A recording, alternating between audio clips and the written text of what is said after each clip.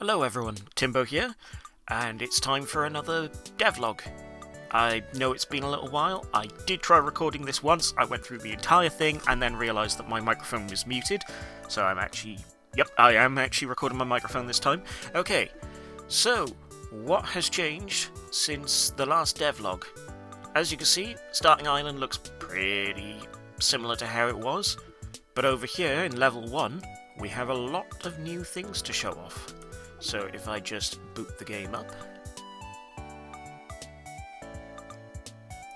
here we are. So, we now have these little animations when you run over coins, which is very, very nice. It just adds a little bit more instead of them just blinking out of existence. You may have noticed as well, when I collect a coin, the HUD slides in for a few seconds. It shows how many you've collected as well as how many batteries you've collected. So I was trying to capture the feel of like Mario 64 and other collectathons where it's not constantly on screen, it kind of pops up as it's needed. We now also have the addition of enemies. This is a Pat Prick, which stands for Patrolling Prickler. And I've also coded in Death! Yay! This also happens when you jump in the water. As you can see, the transition doesn't fully work right now, I need to tweak that. It's not the only enemy currently in the game as well. We also have Bullyburbs, who I need to add a little bit of ease in and ease out so they don't suddenly jerk back the other direction. And once again, there is a death mechanic attached to them. So what else have I put into this map? Well, if we come over here, there are switches that can now be pressed, as well as our good old purple keys. Every map is going to have a purple key collection. It's kind of the equivalent of the 8 red coins from Mario 64. It's just only 3, they're purple, and they're keys. Got another button hidden by there. And the reason we're pressing these buttons is to open the gate on this. So if I now come over here, the last button is hidden in the house. There we go. So now we can collect it. And as you can see in the top right corner, top left corner even, you can see how many batteries and how many keys you've collected. So if we just climb up here, and at the top here, we have the entrance to the volcano. You can also see all of the island below. But if we jump into the volcano, we are now inside. You can climb up on the statues to get the extra coins. And as I say every single time, the camera still needs some work. I swear I'm going to fix that soon. So if we just jump over here, there's the 3rd battery of the level. And then there is a teleporter to take us back out, and then we can just travel back if we've collected everything. You also need to set this up so that when you leave a portal, it will then bring you out at that portal instead of just where you were set to start in the level. Just to explain, because it's there, this is me testing out a asset for the gacha machine that the coins will be used on.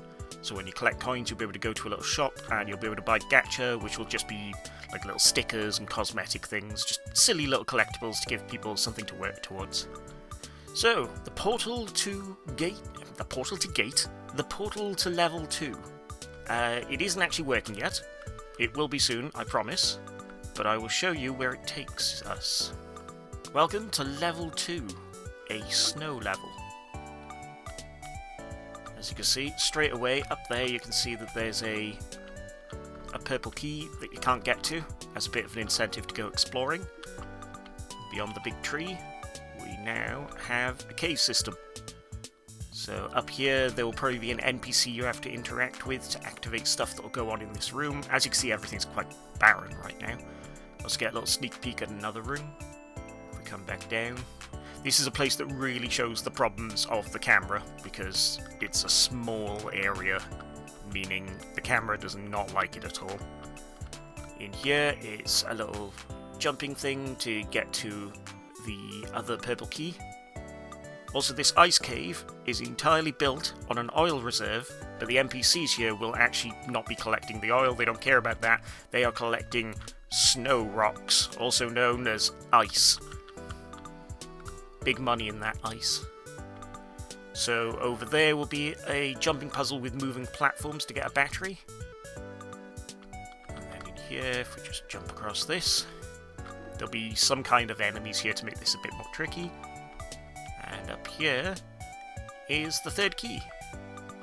Just realised I showed the third key, but I kind of forgot to show the second.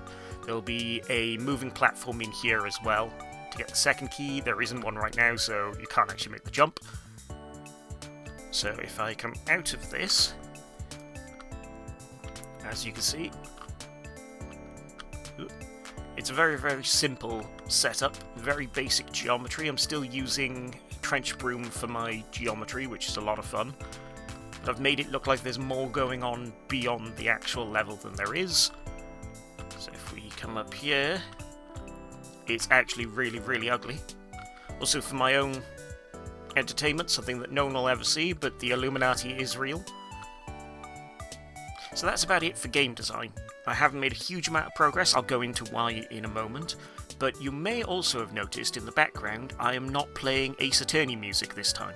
That is because the wonderful Jupiter V has made a piece of music that I'm using as the theme tune for Growth. It was completely custom made for Growth. I gave them no direction, they just looked at what was there and they were inspired by it, and the piece they made, I feel, captures that whimsical silliness of Growth absolutely perfectly. So I'm embracing it, and it's going to be the official theme tune for Growth. So why is development of Growth a bit slower than it used to be? Obviously there's the natural slowdown as the spark of inspiration starts to dwindle a little bit, but don't worry, I've not lost interest in Growth, I'm still absolutely loving it. But the thing I realised is Growth is not a quick-to-make game, and as a very new indie, I can't get away with releasing one game every 2-3 years. Not that it's going to take that long, but you know what I mean.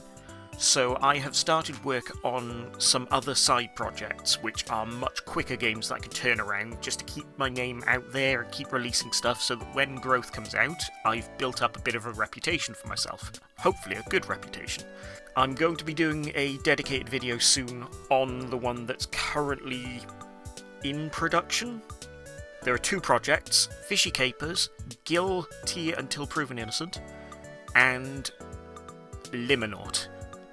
And Fishy Capers is currently in the writing stages. It's going to be a while before that is presentable, but I can show you Liminaut. Liminaut is a surrealist, weird, semi-horror game. The idea of Liminaut is that you are an explorer who delves into a place called the Dreamscape. The Dreamscape is a connected dreamscape that every human is plugged into. So all dreams feed back into this place, and you have been sent there by the people upstairs to investigate, catalogue, and try to understand this strange place. There might be more going on though, and you'll discover that through hidden notes and little hints around the place. Version 0.1 is hopefully going to be releasing in the next few weeks. I've been posting devlogs for it up on my itch.io. They're just text posts. I've not been doing videos for this one because the turnover of the production is so much quicker that taking the time to do devlogs would just slow the whole thing down far, far too much. So this is a first-person game. It's using a very bit-crushed PS1 aesthetic, because it's a semi-horror game, you have to have PS1 aesthetics, of course you do. You'll get to explore. This is the compound. This is where you'll always return to when you're done with delving into the dreamscape. There are some strange characters around, a lot of them are placeholders right now. And if we just enter the shed, in here, there might be a website that if any of you are followers of mine on itch.io, you might recognise that website. But we can pass through the red door into the dreamscape. And each one of these is randomly selected each time you go through a red door, and also each location is semi-randomised. So, for example, this one is just a long corridor but there are doorways that can appear in it. So this time we seem to only have 3 or 4 doors, most of them on the left-hand side, but other times doors will be open over here, and there's going to be different things on the plinths that are in this room. As you can see, we got really unlucky, and it's all the ones I haven't actually put anything on yet. Pass through and check out another one. Ah, the view. The view is supposed to be a very dreamlike situation. I mean, all of them are based on like surrealism and dreams, and dreamcore and weirdcore have been big influences. But the reason I like this one so much is there's a kitty cat here that we can pet. But now, if I wake up from the dream, and a good way of waking up from a dream, fall off something really, really high. There we go, we woke back up.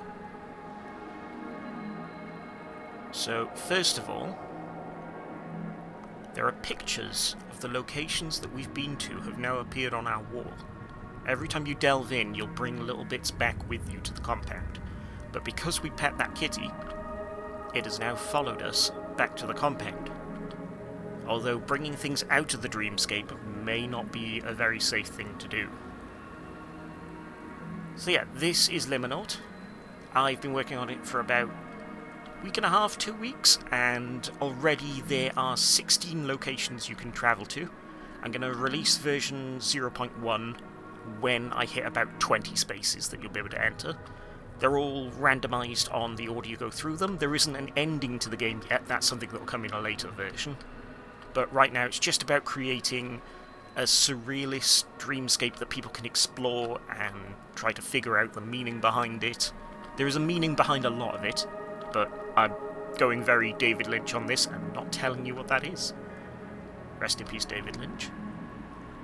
So yeah, that's basically what I've been working on, so I'm going to wrap this video up now. Thank you for watching, and thank you for continuing to follow along with my development. Also, hello to all the new people who've subscribed to my channel. I wasn't really expecting to get any kind of YouTube traction. I've been uploading my devlogs to YouTube to just post on my itch.io, so I was pleasantly surprised. And I hope you enjoy future content. I'm going to start uploading more stuff about Liminaut on here as I go along. There won't be devlogs, there'll be more showcases of new stuff that I've done. Which I guess is what my devlogs are anyway, but yeah.